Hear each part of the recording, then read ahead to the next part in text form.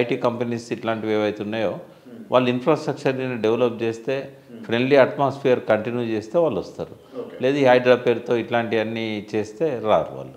Okay, అది తగ్గించుకోవాలి ఇప్పటికైనా, కానీ వాళ్ళు ఏం తగ్గుతున్నట్టు కనబడట్లేదు. రైట్. అండ్ ఇంకోటి మాట్లాడుతూ నిన్న ఇదే అంశాలు చెప్తూ ముఖ్యమంత్రి గారు ఏమన్నారు అంటే పెళ్లి చూపులు అయిపోయినాయి, ఇక లగ్గం కొట్టేసి పెళ్లి చేయాల్సిందే, ఈ పెళ్లి చూపుల లెక్క అని చెప్పేసి దాన్ని పోల్చడం జరిగింది. ఇటువంటి పరిభాష అనేది ప్రజలకు అర్థం కావడం కోసమైనా లేకపోతే పరిపక్వత లేకనా? అంటే పరిపక్వత లేదనేది ఎన్నోసార్లు రుజువైంది రేవంత్ రెడ్డికి. అది పెళ్లి చూపులు ఎట్లయితే ఎంగేజ్మెంట్ కావాలి కదా, ఎంఓయూ అంటే ఎంగేజ్మెంట్. అది ఎంగేజ్మెంట్ అయితే నమ్ముతారు, కానీ పెళ్లి చూపులు అంటే చాలామంది చూస్తారు, చూసిన ఆయన్ని సరిపోతారు, చూసిన ఆయన్ని ఒప్పుకోరు కదా. కాబట్టి పెళ్లి చూపులు అంటే అనుమానాలు వస్తాయి. మా ఎంగేజ్మెంటే అయింది, ఇక పెళ్ళి ఒకటే మిగిలిందంటే అప్పుడు నమ్ముతారు. ఆయన మార్చుకోవాలి ఆయన భాష. రైట్. ఈ ఇంటర్వ్యూ ద్వారా రేవంత్ రెడ్డికి మీరు ఏం సూచించదలుచుకున్నారు అంటే ఒక అరుదైన అవకాశాన్ని తెలంగాణ ప్రజలు కానీ ప్రకృతి కానీ ఆయనకి ఇచ్చింది. ఆయన పట్టుదలని నెగ్గింది. ముఖ్యమంత్రి కావాలనుకున్నాడు, చెప్పి అయిండు మరి. కాబట్టి దాన్ని నిలబెట్టుకోవాలి. ఆయనకు అనుభవం లేదు కాబట్టి అనుభవాన్ని తెచ్చుకోవాలి. ప్రతిపక్ష నాయకుడిని గౌరవించాలి. జిమ్మిక్కులు చేయడము, డైవర్షన్ పాలిటిక్స్ చేయడము ఇవన్నీ కూడా కరెక్ట్ కాదు. భాష మార్చుకోవాలి.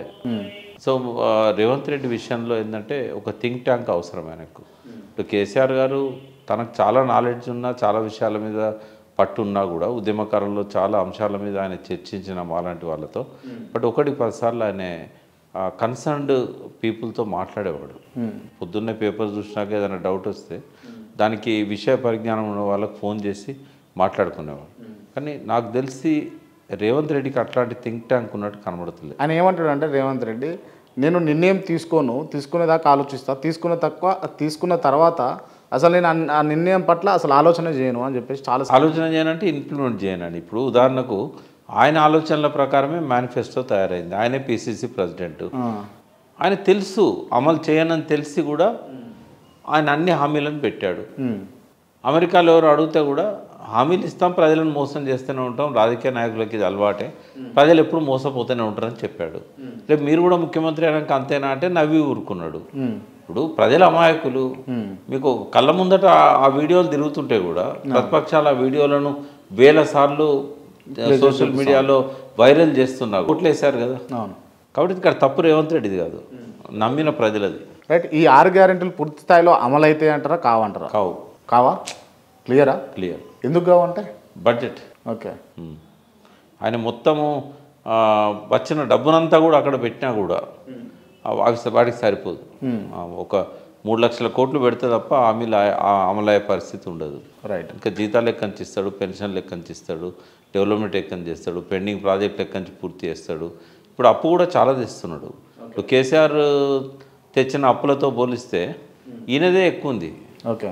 ఆయన 9 ఏళ్లలో చేసింది 4 లక్షల కోట్ల చిల్లర అయితే ఈయన ఒకటే సంవత్సరం 1,30,000 కోట్లు తెచ్చి వాళ్ళు చేసినటువంటి అప్పుకే మిత్తి కడుతున్నామని చెప్పేసి చెప్పిండ్రు. మిత్తి అనేది తప్పదు, అప్పు తేవడం తప్పు కాదు, మిత్తి కట్టడం తప్పు కాదు. అవి ఎక్కడ ఖర్చు చేస్తున్నాం అనేది ఇంపార్టెంట్. కేసీఆర్ అప్పులు చేసినా కూడా ఆదాయాన్ని పెంచాడు, మామూలుగా పెంచలే. ప్రపంచ రికార్డు అది. కేసీఆర్ 9 ఏళ్లలో ఆయన తెచ్చిన అప్పులను ఉపయోగించి ఆదాయాన్ని పెంచడం అనేది నవ్వుతో నభవిష్యత్తు. ఏ దేశంలో, ఏ రాష్ట్రంలో, ఏ కాలంలో ఎవ్వరూ అంత ఆదాయాన్ని పెంచలే. 50,000 కోట్ల నుంచి 2.5-3 లక్షల కోట్ల దాకా కనీసం రెవెన్యూస్ 2 లక్షల కోట్లు దాటినాయి. 9 ఏళ్ల కాలంలో 3 రెట్లు రెవెన్యూలు పెంచిన ప్రభుత్వం ఈ ప్రపంచంలో లేదు. పొగుడుతున్నట్టు కాదు కేసీఆర్ను. ఓకే. కేసీఆర్ తెచ్చిన అప్పులను సక్రమంగా వినియోగించిండు కాబట్టి అది ఇరిగేషన్లో కానీ ఇతర రంగాల్లో కానీ ఆ రిజల్ట్ వచ్చింది. బట్ ఈయనకు దిశ లేదు, ఊరికే అప్పులు తెచ్చిండని తిట్టడం తప్పితే. మరి అప్పులు తెచ్చిండు, కేసీఆర్ తెచ్చిన అప్పులతో పోలిస్తే ఈయనదే ఎక్కువ అప్పు.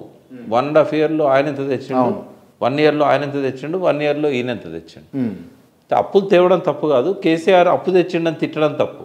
ఓకే. అప్పులు తేవడం తప్పు కాదు, అప్పులను ఎక్కడ ఖర్చు చేస్తున్నాం అనేది ఇంపార్టెంట్. రేవంత్ రెడ్డి అప్పులను ప్రొడక్టివ్ రంగం మీద పెట్టట్లేదు. రైట్. ఫైనల్లీ 2 క్వశ్చన్లు. ఆర్టీసీని ప్రైవేటీకరణ పూర్తి స్థాయిలో చేసి మెగా కృష్ణారెడ్డికి అప్పచెప్పదామన్న ఆలోచనలో ప్రభుత్వం ఉందా? అప్పుడైతే ఒక ప్రతిపాదన ఉండే, తర్వాత వెనక్కి తీసుకున్నారు. ఇప్పుడు మరి రేవంత్ రెడ్డి ఒకవేళ అట్లా చేయాలనుకుంటే చేయొచ్చేమో. ఎందుకంటే మెగా వాళ్ళకు ఈ ఎలక్ట్రికల్ వెహికల్స్ తయారు చేసే ఇండస్ట్రీ ఉంది, ఒలెక్ట్రా. కాబట్టి బస్సులు అన్నింటినీ కూడా ఎలక్ట్రికల్ వెహికల్ చేయాలనే ఒక మంచి సంకల్పంతో రేవంత్ రెడ్డి ఉన్నాడు. దాన్ని సపోర్ట్ చేయొచ్చు మనం.